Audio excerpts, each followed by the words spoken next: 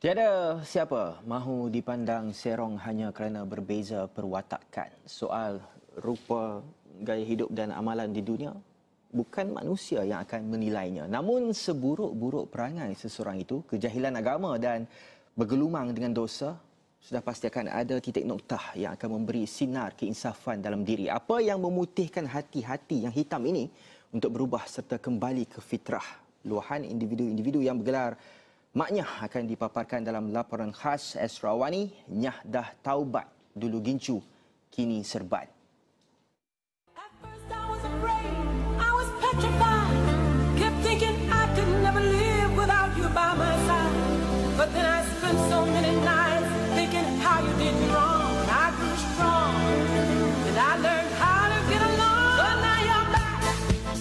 Suatu ketika dahulu, dunia Izzat Sharif penuh warna-warni.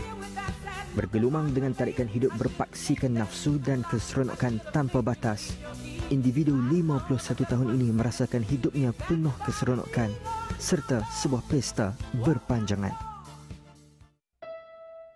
Gincu, pakaian wanita, rakan akrabnya. Siang beradu, malam berjaga. Tiada istilah halal dan haram dalam kamus hidupnya. Baik lelaki mahu perempuan, Izzat leka dibuai nikmat duniawi. Bak ujian awal dari ilahi, kedua-dua ibu bapanya bertemu dengan penciptanya. Ia menjadi titik tolak kepada perubahan dirinya.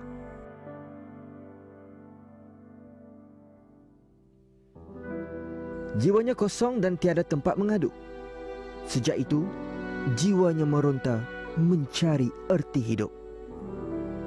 Pesanan arwah ayahnya masih terngiang-ngiang di fikirannya. Lepas tu saya dengar ayah mencelah, dia kata kau ni buat rumah tapi tak ada dinding. Jadi masa tu saya anggap tu macam blur je lah. Saya cakap apa maksud dia tak ada dinding? Saya masa tak faham ya, sebab dalam keadaan masa tu. Jadi saya pun teruskan. Tu later stage baru saya faham apa maksud dia. Maksudnya teguran ibu bapa itu dengan cara yang lebih lembut. Di sebalik seruan baginya untuk berhijrah semakin kuat, Izzat masih rakus mengejar harta dan keseronokan dunia.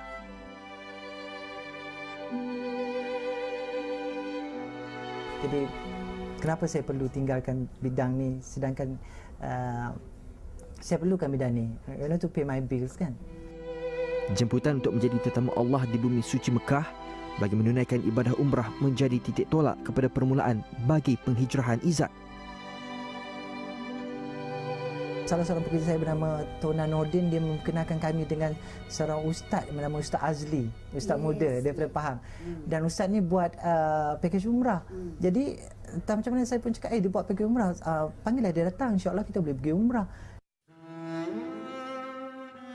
Lambaian Kaabah melembutkan hatinya untuk mendekati Islam dan ini membawanya untuk menjadi penghuni di sekolah pondok di Pantai Timur. Sejak mengabdikan diri sebagai pelajar di sekolah pondok berkenaan lebih 18 bulan lalu, Izzat menggunakan kesempatan itu untuk mempelajari sebanyak mungkin ilmu agama. Ilmu tauhid, fiqh, tasawuf, Al-Quran dan hadis kini menjadi sebahagian daripada dirinya. Izzat mengakui cabaran terbesar untuk berhijrah adalah kerana tiada asas agama yang kukuh. Namun, itu tidak melemahkan semangatnya, malah bertekad untuk kembali menghidupkan hati yang mati serta menjadi insan yang mendapat keredaan dan rahmat dari Allah. Apa yang beliau harapkan agar kisah hidupnya boleh dijadikan pedoman bagi golongan maknyah untuk kembali ke pangkal jalan. Kini Izzat menyimpan hasrat murni, mengajak rakan-rakan lembutnya kepada kebaikan dan mencegah kemungkaran. Baginya mati sudah pasti. Tetapi apakah bekal yang akan dibawa bersama nanti? Hanya menangis tanpa suara.